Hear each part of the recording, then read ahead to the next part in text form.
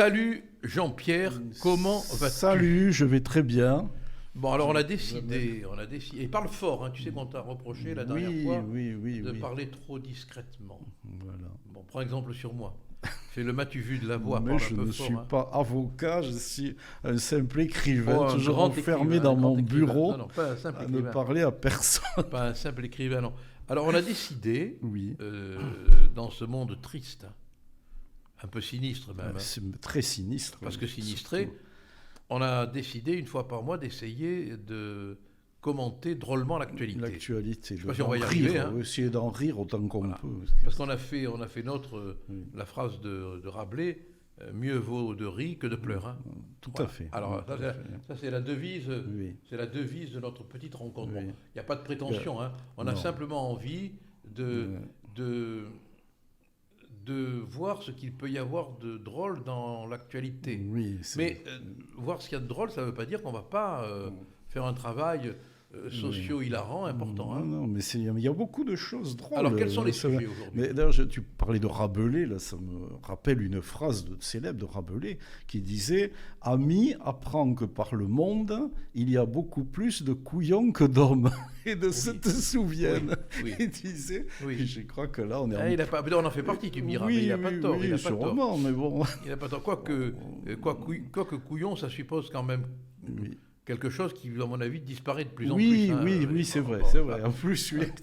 Hein, parce que c'est plus pour Tout à qui sonne fait. le glas, c'est pour qui sonne le gland. Hein, Oui, c'est vrai qu'il y a une déperdition ça dans le manque de plus domaine. en Oui. plus. Oui. Alors, dis-moi, quel est le programme aujourd'hui? Alors, le programme, il y a plusieurs rubriques. J'essaie de cerner un petit peu toutes les choses complètement ridicules qui sont passées dans l'actualité, toujours autour de ce thème de la connerie. Je pensais. Alors, il y en a qui vont à la pêche, lui, tous les jours avec sa canne à conneries. Là, il regarde le bon poisson. C'est pas difficile, il y en a tellement, il suffit d'allumer la télévision. C'est un véritable réservoir. Alors, vas-y, annonce. Voilà. Alors, une première rubrique que j'ai trouvée, j'ouvre une parenthèse. Déjà au 19e, Flaubert avait fait ça. Le dictionnaire des idées reçues, le dictionnaire de la bêtise. Ouais. Moi, j'ai jamais trouvé que c'était un bouquin extraordinaire, du reste. Le dictionnaire des idées reçues. Des idées reçues, non, finalement, c'était plus pour lui un petit réservoir pour ses romans. Son chef-d'œuvre, c'est quand même Bouvard et Pécuchet dans le domaine. Bouvard et Pécuchet, alors tu sais comment il définissait la bourgeoisie? Être bourgeois, penser bassement. Oui, penser bassement, voilà, oui, tout à fait. Oui, et donc là, Bouvard et Pécuchet, c'est un véritable chef-d'œuvre. Il a recensé toute la bêtise du 19e, enfin de son époque. Ça ferait un bon bouquin aujourd'hui. Ouais, hein. Alors, d'ailleurs, il y a une bêtise, une connerie qui se greffe sur cette étude de la bêtise humaine qu'est Bouvard et Pécuchet. Ce sont les metteurs en scène qui veulent mettre ça au théâtre, parce que tu sais, là, aujourd'hui, la grande manie des metteurs en scène, c'est de monter n'importe quoi au théâtre. Alors, tout ce qui n'est pas théâtral, on le met au théâtre. C'est de la bonne logique. Et donc, régulièrement, tu as un metteur en scène qui monte Bouvard et Pécuchet, qui est une œuvre qui n'est pas du tout dramatique, qui est complètement statique. Et alors, il monte ça, c'est ennuyeux au possible, alors que normalement, ça devrait être chose de très intéressant. Alors voilà, on revient sur l'actualité. J'ai trouvé une première, c'est dans l'éducation nationale, ça ne t'étonne pas, et ça vient de il est sorti du train, le ministre? Je sais pas. Je sais qu'il a été bloqué. Oui, je crois qu'il est sorti. Il est sorti du train. Il était un peu traumatisé, le pauvre. Il était triste.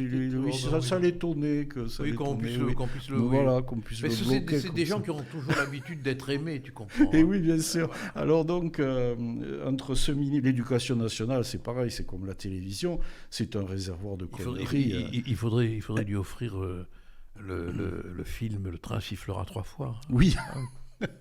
Quelle belle musique, hein. C'est vrai. Alors vas-y. Et alors donc, ce ministre, tu sais, il a pris l'éducation nationale dans un état de ruine, de déliquescence absolue. Bon, ça on le sait, ça fait 30 ans, 40 ans que ça dure.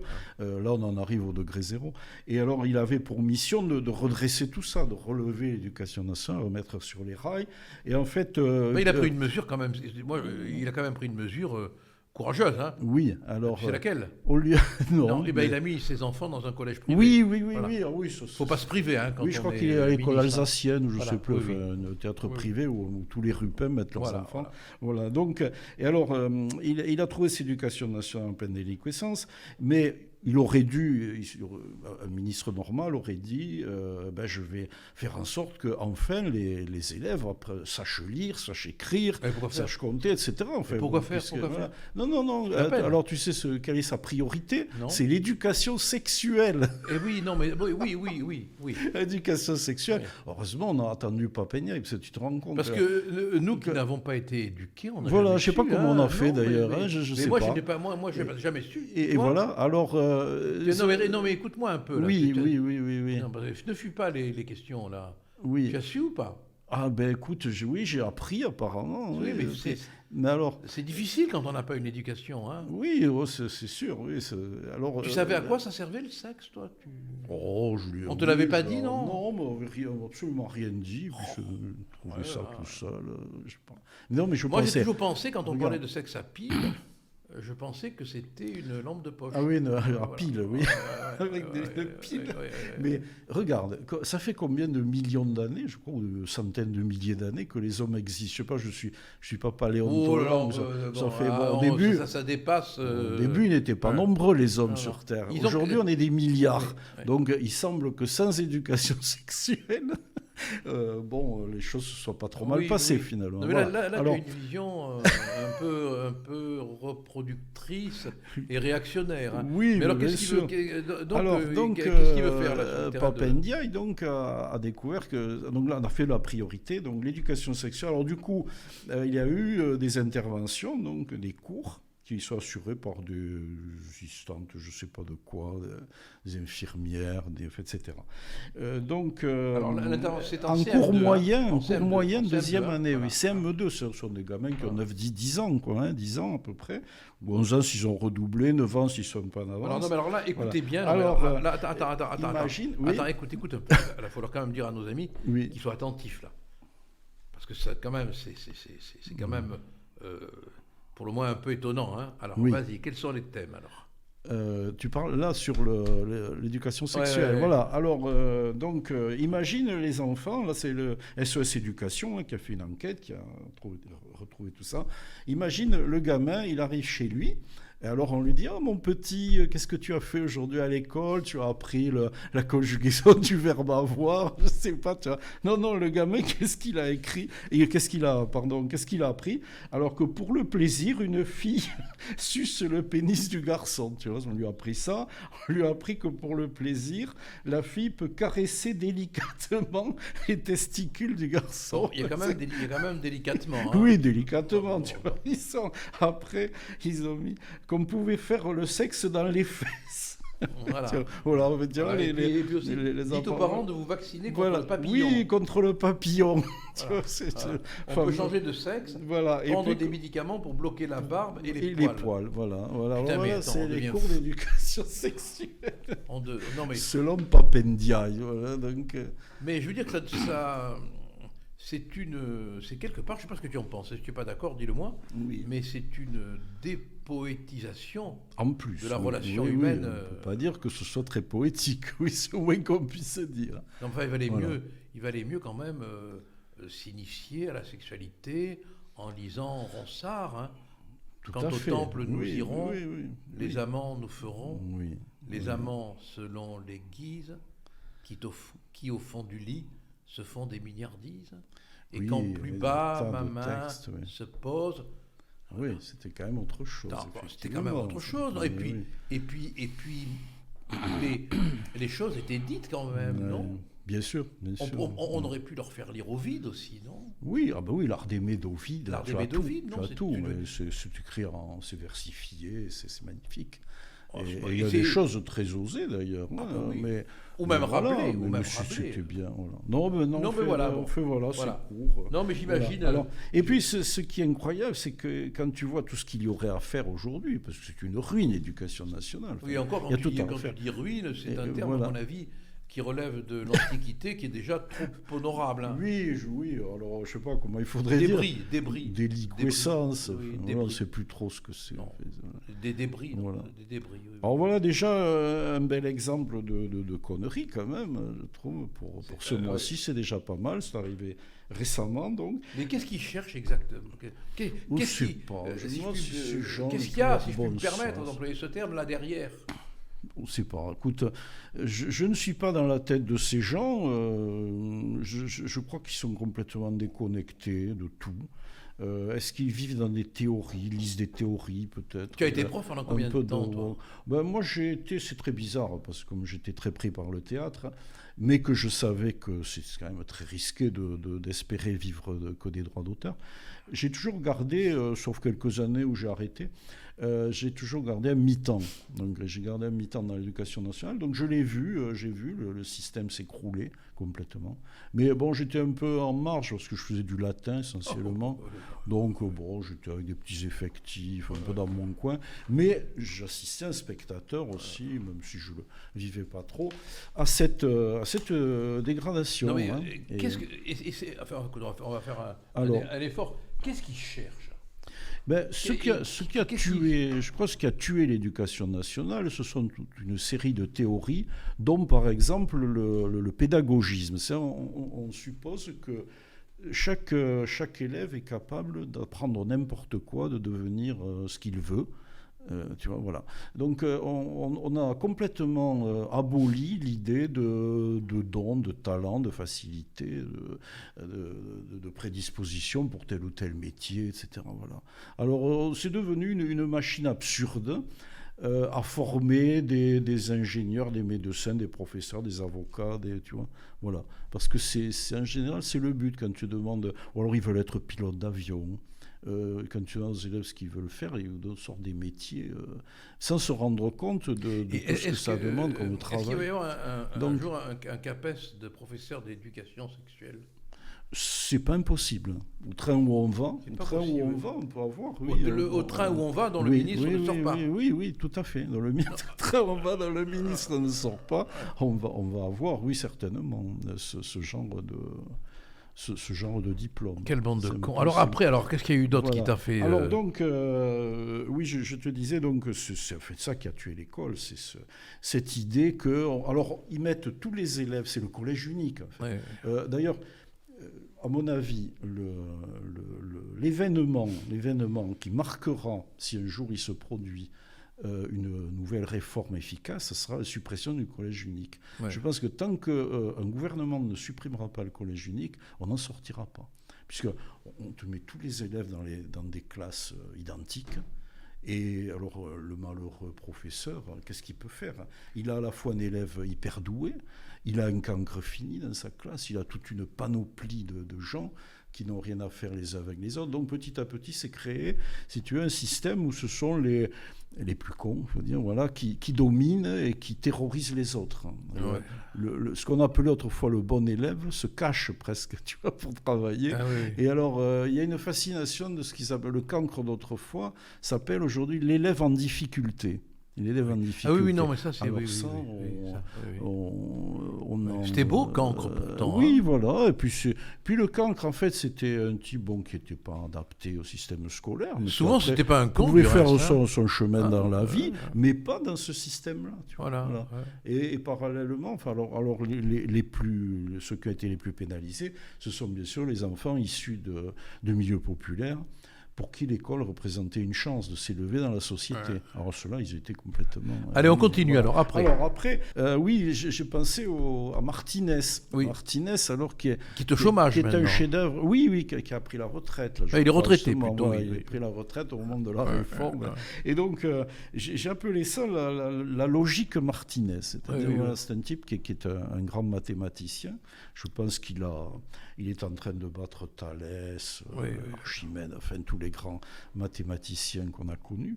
Et voilà un type qui a appelé à voter Macron pour éviter le fascisme. Le fameux fascisme, de temps en temps, qui revient sans cesse.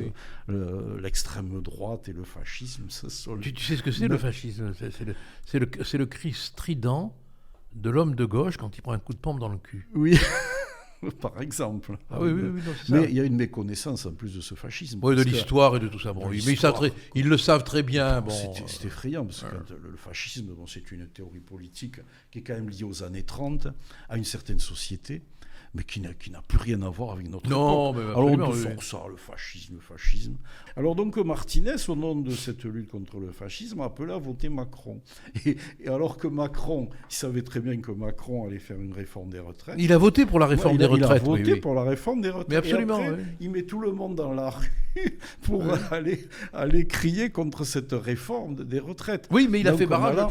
Il a fait barrage au fascisme. À l'extrême droite. Parce que si Marine Le Pen avait été élue, on aurait eu des désordres dans la rue. Oui, bien sûr. On aurait eu des casserolades, on aurait eu des ministres qui n'auraient pas pu se déplacer, on aurait eu des grèves à répétition, le courant aurait été coupé, l'inflation aurait grimpé, le PIB aurait diminué, le commerce extérieur se serait effondré, on aurait eu tout ça. Alors qu'avec Macron... Évidemment, c'est la paix sociale, tout va bien. Voilà. Ça n'est pas le chaos. Ce n'est pas le chaos. Que c'était lui ou le chaos. Voilà, bien évidemment. Bravo Martinez.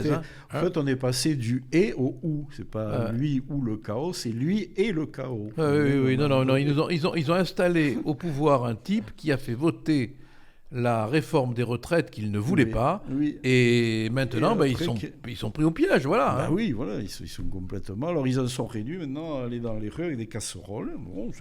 Ça c'est bon. Moi je pense que le mouvement de protestation populaire va plus loin que la contestation de la réforme des retraites. Il y a au fond un ressentiment, on ne le supporte plus. Et puis quelle arrogance ce gouvernement. Quelle arrogance, il est arrogant, et puis il dit n'importe quoi. C'est-à-dire, il va dire une chose, après il dit le contraire. Oui, non, mais aujourd'hui, tu peux. Aujourd'hui, tu peux dire n'importe quoi, parce que comme tout le monde dit n'importe quoi, peut-être même nous, non, mais... Quand tu prends les archives, c'est un mot bien prétentieux pour ce qu'on nous offre aujourd'hui, mais quand tu vois les passages à la télé ou à la radio des uns et des autres, tu te rends compte qu'ils disent tout et leur contraire. Moi, je trouve que le champion du monde, c'est quand même Véran. Ah oui, ou Véran. Véran, il est capable de te dire qu'il n'était pas Véran et qu'il est redevenu Véran. Oui, là, c'est quelque chose. C'est étonnant. Mais rarement la politique sera arrivée à ce niveau, justement, à ce culot de dire en peu de temps, presque d'un moment à l'autre, une chose et son contraire. Non, mais tu crois pas, elle est finie. Elle est finie, la politique. Oui, je pense. Mais même dans les pires moments, là je parle aux professeurs de lettres classiques, même dans les pires moments de la chute de l'Empire romain, ou dans les pires moments de la fin de la démocratie à Athènes, on a, si on lit tous les auteurs, on n'a jamais atteint ce degré de crétinisation de la politique. C'est vrai que... Bon, Aristophane avait dénoncé à l'époque le ridicule d'une certaine politique, mais là, on atteint... on atteint des degrés jamais connus. Des profondeurs qu'on n'a jamais connues. Tu sais, notre ami Maffezoli parle de la fin d'une époque. Il montre dans ses bouquins qu'on est en train de changer complètement d'époque, de paradigme. Ça. Oui, complètement. Voilà. Et c'est tout à fait vrai. Je crois volontiers qu'on est en train de vivre les douleurs rhumatismales d'un changement d'époque, mais c'est peut-être la première fois dans l'histoire de l'humanité que ce changement touche à l'identité de l'homme, de l'être humain, parce que l'être humain, il est plus homme, il est plus femme, il est plus... Il y a la question du genre. Et puis la question du genre, elle est unique dans l'évolution historique, je crois. Ah, c'est oui. J'ai pas de... Et pourquoi on en arrive là à propos de Martinez ? Oui, on en parlait il n'est pas très féminin, lui. Martinez, dont la logique consistait à faire voter Macron et puis ensuite à s'opposer à lui, sachant qu'il allait faire cette réforme des retraites. Donc en fait, il a voté pour cette réforme des retraites et une fois voté, il met tout le monde dans la rue pour l'empêcher. Il crée scandale. On est dans une... Alors après, après, tu voulais parler de... Oui, alors j'ai découvert là, il y a quelques jours le nouveau festival, le programme du nouveau festival d'Avignon de 2023. Qui est fidèle à lui-même. Hein. Moi, j'appelais ça le festival Pi d'Avignon. Olivier Pi, qui était l'ancien directeur, qui est parti cette année-là. Hein. C'est ça, oui. Il a été remplacé par un Portugais. Et donc, alors c'est très bizarre. Dans un festival, on se demande ce que c'est. On dirait quelque chose d'un peu international ou anglophone, ou on ne sait pas trop. Alors, je vais simplement lire une bonne partie des titres des spectacles. Voilà ce que ça donne. Alors, tu peux aller voir. On se demande, c'est difficile à lire, les titres sont pour la plupart incompréhensibles, hein, à la fois pour qui ne comprend pas. Mais il ne faut pas comprendre. Voilà. Et puis, ou alors, il faut connaître l'espéranto, le volapük, je ne sais pas. Oui. Alors, tu as Grove, G-R-O-2-O-V-E, avec des points entre. Tu as un spectacle qui s'appelle Welfare. Un autre Néandertal. Oui, mais ça c'est le progrès. Hein. On n'arrête pas le progrès. Alors, après, accroche-toi, c'est j'arrive à peine à le dire. Anuava, Eoboa, Noite Sidarella. Alors, je ne sais pas. Écoute, c'est quoi ça? C'est le titre d'un spectacle. D'accord. Ensuite, il y a Anne Oak Tri. Je prononce à l'anglaise, T-R-E-2-E. Mais c'est de l'anglais ou c'est du... Je ne sais pas. C'est du vacarme. Je ne sais rien. Donc voilà, ce sont les titres des spectacles. Ensuite, il y a Baldwin and Buckley. Ah, ça a l'air d'être de l'anglais. Baldwin and Buckley at Cambridge. Voilà. Enfin, quand on fait sur un avion, c'est en France. J'ai quand même compris Cambridge, moi. Voilà, Cambridge. Oui. Et le dernier que j'ai relevé, ça s'appelle... Alors celui-là, il est excellent. Kono... Atari, pardon, Dokora. Déconnons pas, non, vas-y. Kono avec un K. Quoi? Atari. Kono Atari. No Dokora. Voilà, donc ça c'est Kono Atari, Kona. Dokora. No Dokora. Kono Atari. No Dokora. Oui. No Dokora. Alors écoute, moi je peux pas trop aller au Festival d'Avignon parce que je n'y suis jamais bien accueilli, mais je serais quand même curieux d'assister à ce Kono spectacle. Hein. Oui, enfin je te déconseille quand même. Oui. D'être ce que j'appelle un spectateur maso-culturel. Oui, c'est ça. Oui, en général, c'est eux qui... Et c'est ça le Festival d'Avignon maintenant. Oui, voilà. Alors il y a quand même quelques titres en français quand même. Mais bon, et tu connais le coût de ce festival? Non, c'est quand même assez cher. Hein, ça assez cher, enfin, subventionné par l'État. Quand on pense que ça vient de Jean Villard, Gérard Philippe... Ah ben là, Jean Villard, le pont, on se demande si... Mon Dieu, le grand théâtre. Enfin, non, mais le grand théâtre. Le pont Jean Villard, on se demande Jean Villard, ce qu'il irait faire. Et alors, il y a deux parties dans le Festival d'Avignon. Il y a c'est surtout le IN qui est ridicule, le Festival IN, qui est le festival entièrement subventionné par l'État, hein, par le ministère de la Culture. Et puis il y a le OFF, alors, où se précipitent toutes les troupes. Mais alors, ils louent des garages, ils louent des petites salles, etc. C'est un véritable commerce. Hein. Ils payent très cher pour avoir un théâtre et essayer de se faire connaître un petit peu. Et puis, il y a quelques scènes permanentes, dont une où j'ai été joué, d'ailleurs, où le Tartuffe a été créé, qui sont pas mal, par contre. Bon, il y en a quelques-unes, comme le Théâtre du Chêne Noir, donc, qui a créé le Tartuffe nouveau, voilà, qui fait le plein tous les jours. Voilà. Mais excepté ces quelques scènes permanentes, et puis ici ou là, un spectacle qui est pas mal dans le off, le Festival IN, c'est devenu quelque chose je sais pas, d'incompréhensible. Surtout depuis Pi, hein, depuis Olivier Pi. Oui, Pi, il paraît que... Mais c'est lui qui avait dit qu'il partirait si la droite, l'extrême droite, arrivait au pouvoir. Oui. Voilà, il craignait, à l'époque, on craignait que le Front National, le Rassemblement National, prenne la mairie d'Avignon. Il avait dit qu'il emporterait avec lui le festival. Qui lui appartient pas du tout. Absolument. Je ne sais pas où il l'aurait mis. Je ne sais pas ce qu'il aurait. Enfin, voilà. C'est n'importe quoi. Il l'aurait mis dans sa poche, sûrement. Oui, sûrement. Bon. Alors, soyons pas médisants. Et j'avais relevé une mise en scène de Don Juan, d'un metteur en scène, qui s'appelle David Bobet, qui est un metteur en scène. Un cycliste, non? Ministériel. Ah non, B-O-B... Rien à voir avec... Non, c'est pas Louison Bobet, c'est David Bobet. Oui. À noter qu'en Haute-Savoie, dans le patois de Haute-Savoie, un Bobet, c'est un imbécile. Hein. Bon? Oui, un Bobet, c'est... Voilà, et alors, qu'est-ce qu'il a fait, notre Bobé, là il a refait une mise en scène de Don Juan. Ouais. Alors, ça, c'est très à la mode. On refait les mises en scène. Mais pourquoi éprouve-t-il le besoin de refaire parce qu'ils veulent exister. des mises en scène ces metteurs en scène sur des œuvres qui sont quand même ne sont pas des auteurs, ne sont mises pas en des scène créateurs. d'elles-mêmes. Hein. Oui, mais bien sûr, ils n'ont pas besoin de faire tout ça. Un bon metteur en scène, c'est celui qui va mettre l'œuvre en valeur. Ouais. C'est pas celui qui va en faire n'importe quoi. Mais ils veulent se mettre en avant, ils veulent se passer pour des créateurs qui ne sont pas. Ouais. Voilà. Alors, lui, il a fait une mise en scène de Don Juan que j'ai trouvé fin. Alors, je te lis le commentaire de Télérama. Oh là là, c'est mon quelque Dieu, chose. mon Hein. Dieu, Voilà, c'est quelque chose. Alors là aussi, redéfini par David Bobé, champion des luttes contre la discrimination. Et bien sûr, oui, Voilà, si on attends, l'avait bien pas sûr. celle-là. Et quelle lutte il a menée, ce brave homme Alors, Don Juan fuit et s'autodétruit ici dans une forêt de statues déboulonnées. Alors, ça doit être à la comme on déboulonne les statues. Alors, attends, provocation, point d'interrogation. Tout au long d'un spectacle chanté, dansé, où se mêlent couleurs et nationalités, ça va être pour la diversité, je sais pas, Bobé a intelligemment interverti genres et scènes. Ah bon, comprenne qui pourra.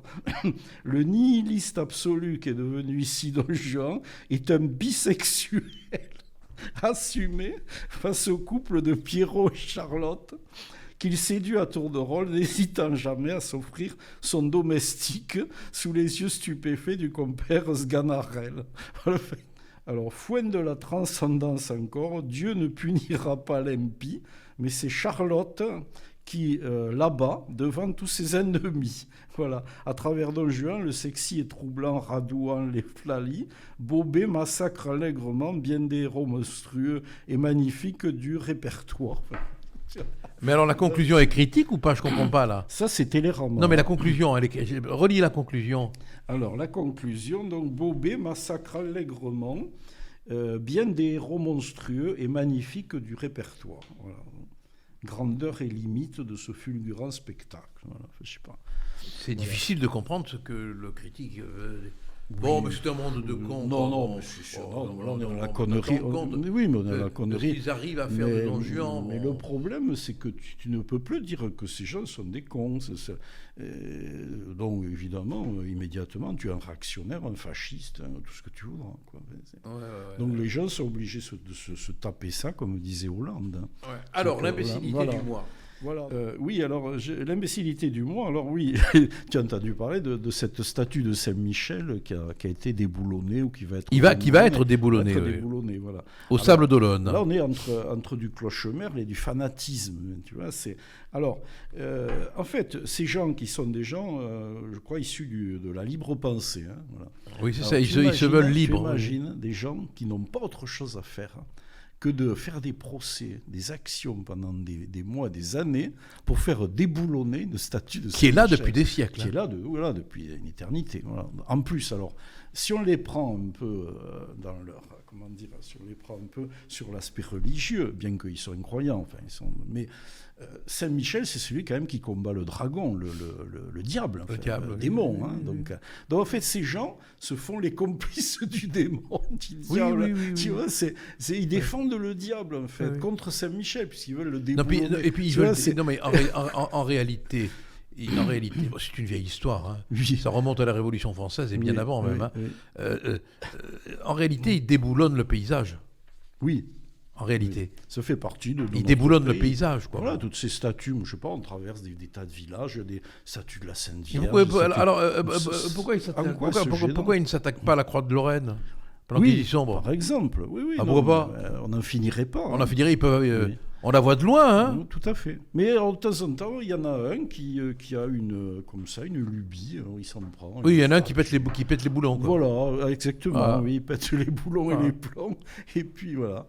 Alors, il veut se faire l'intéressant. Mais tu diras, si tu veux te faire un peu de pub aujourd'hui, tu décides de déboulonner une statue, hein. Oui, voilà. Voilà, comme ça, on va parler de toi.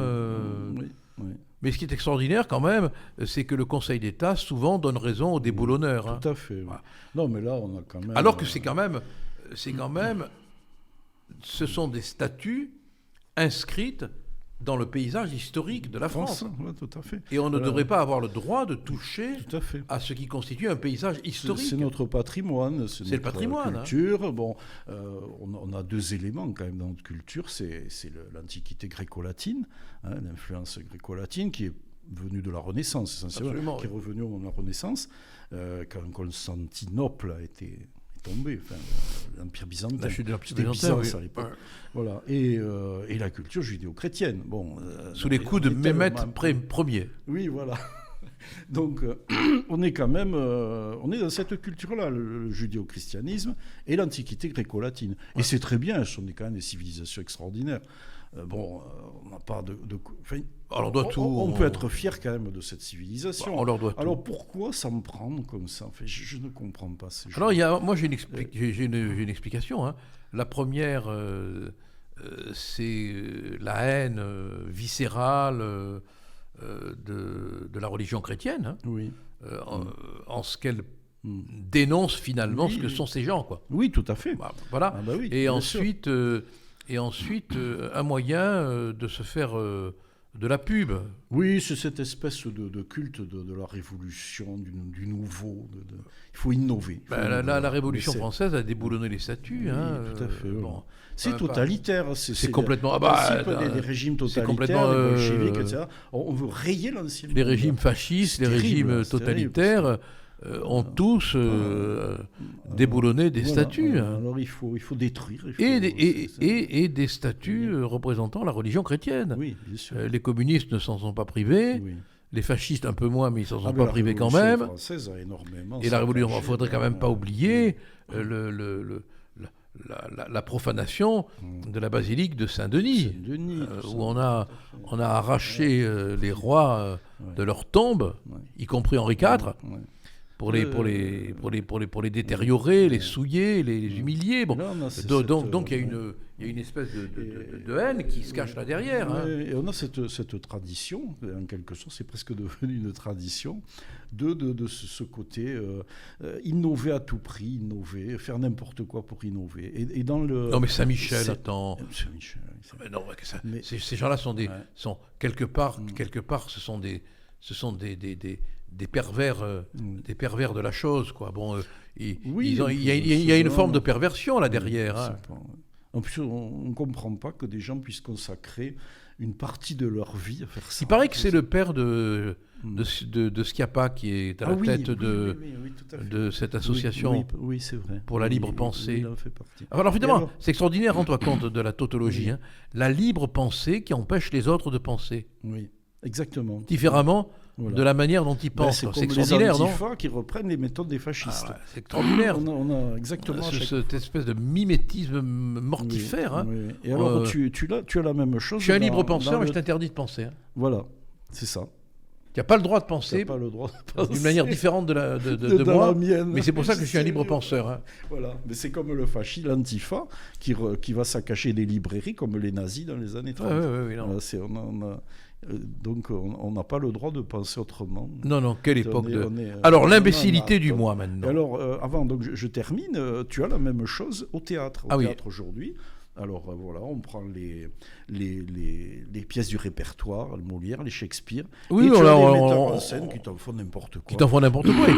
Et puis à l'opéra, alors c'est terrible. L'opéra, c'est devenu une folie, oui. C'est quelque chose, des choses. Je me rappelle j'ai écrit un texte, un livre, je ne sais pas s'il va sortir, où justement j'ai demandé à une spécialiste des opéras de m'écrire 2-3 pages, un espèce de résumé de toutes les âneries qu'elle a pu voir, parce qu'elle fait des critiques dans des journaux.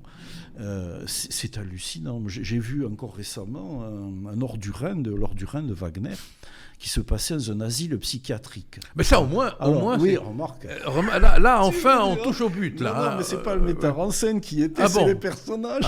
Oui. Et alors, donc, dans cet asile psychiatrique, tu avais Albéric, là, au début, tu sais, qui est dans sa caverne, machin, là, au fond du Rhin, et qui veut prendre l'or des filles du Rhin.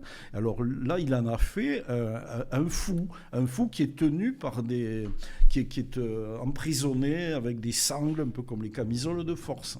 Et alors, au moment, il va arriver à s'échapper. Et alors, les filles du Rhin, ce sont des infirmières. Ce sont des infirmières qui le surveillent, qui notent tout ce qu'il fait. Enfin, alors après, ils descendent dessous ça. Enfin, je veux dire qu'il n'y a même pas le respect fondamental de l'œuvre. Hein. Non, voilà, ils s'en fichent complètement. C'était que le metteur en scène qui compte.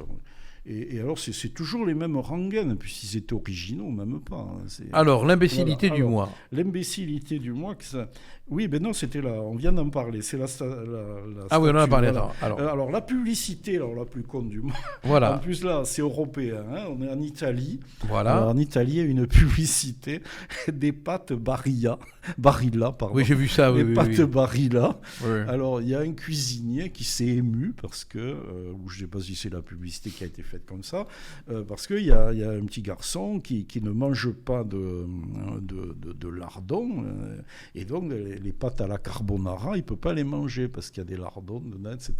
Et alors, le bon cuisinier arrive et refait la recette des pâtes à la carbonara.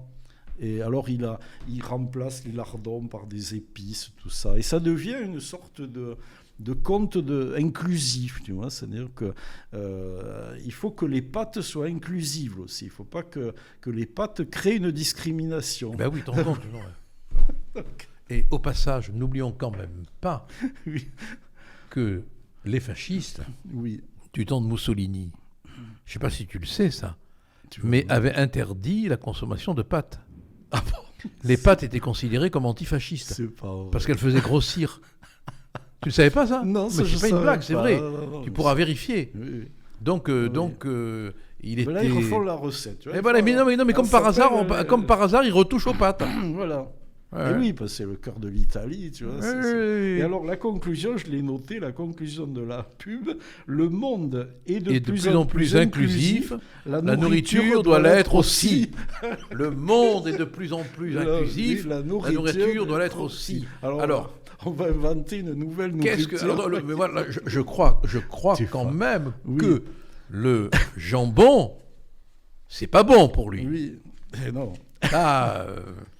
Je crois que le cochon... le cochon, alors voilà, là, évidemment. Va souffrir, là, parce que le cochon, c'est pas inclusif. Oui. Non, on est d'accord, hein. Tout à fait, tout à fait. Eh bien, nous brandirons, l'andouillette sur la barricade de la gastronomie pour la défendre de toute exclusion inclusive. Moi, j'ai un ami qui avait imaginé, il y a quelques années déjà, une traversée de Paris, tu sais, la fameuse traversée de Paris avec Gabin, la nouvelle de Marcel Aimé, avec Gabin et Bourvil. Il avait imaginé que ça se passait dans une France qui est devenue une république islamique et où le cochon est interdit. Et donc, ils faisaient la traversée de Paris avec leur cochon. C'est pas évident, hein. Abordons maintenant la rubrique que je préfère des sectaires du mois. Ah, les sectaires du mois, oui. Alors, je notais au passage... Alors, c'est à la fois les sectaires de l'ego et les sectaires du mois. Hein. Oui, parce que des sectaires, alors là, on en a à l'appel. Mais alors, j'en ai noté au passage 2. Alors, la première, c'est la nouvelle secrétaire générale de la CGT, qui avait l'air très sympathique au départ. Moi, je l'ai vue, j'ai dit, tiens, ça change un peu de Martinez. Oui, elle était plus... Oui, elle avait l'air... Et puis... Elle était plus Festival de Cannes que Martinez. Voilà, tout à fait. Et puis alors, une de ses premières déclarations, il y a une journaliste de CNews qui va... J'ai vu ça, qui en plus l'interroge, donc qui est un signe d'ouverture. Oui, bien sûr. En plus, elle lui pose... Et elle l'a jeté, elle l'a envoyé paître, parce que, justement, elle a dit que CNews était une chaîne où il n'y avait pas de pluralité, enfin, que c'était... Oui, c'est-à-dire que... Elle accuse de sectarisme. Non, mais ce qui est extraordinaire, c'est qu'elle reproche à CNews qui l'interviewe, qui donc fait preuve d'ouverture, d'être sectaire. Voilà. Ils ne se rendent même pas compte qu'ils font chaque fois la démonstration du contraire de ce qu'ils veulent prouver. Voilà. Alors maintenant... Comme les antifas. Voilà. Du fascisme. Alors maintenant, la duperie du mois. Alors la duperie, alors ça j'ai éclaté de rire. Et d'ailleurs, j'ai remarqué que c'est le PDG de Total. J'ai remarqué qu'il avait un petit sourire en coin en disant ça, tellement c'était énorme. Quand il a dit que Total s'engageait à ne pas dépasser 1,99 €, alors que l'essence est autour de 70, 80, enfin, on n'arrive même pas à ça. En fait, c'est une offre de Gascon. Oui, non mais ils nous prennent... Non, mais, ah oui, là, moi je pense qu'ils doivent quand même... Ils doivent quand même jouir, quoi. Oui. J'ai vu une jouissance dans son visage. Je sais pas, peut-être que je projette. Non, mais ils nous prennent pour des cons et ça les fait jouir. Le type intérieurement santé en disant ça. Ça les fait jouir. C'est énorme. Eh ben écoute, Jean-Pierre, je crois qu'on a fait le tour. Voilà, oui, on va se donner rendez-vous pour... Le tournant, parce qu'on lâche il faudrait... Alors, on se retrouve le mois prochain. Voilà. Alors, avec les mêmes rubriques. Les mêmes rubriques. Si vous avez des idées... N'hésitez pas, ça nous intéresse de recevoir vos opinions. Ah oui, des informations. Des informations, tout ça, c'est vraiment utile. On peut pas être toute la journée devant la télévision, on deviendrait fou. Voilà. C'est insupportable. Voilà. Bon, on va essayer de ne pas être trop con ce mois-ci. Allez, bon courage. Tenez bon. Non, mais pour aussi con qu'on soit, franchement, pour atteindre ses limites. Il y a de l'entraînement, il faut s'entraîner, oui. Allez les amis, au revoir. Au revoir.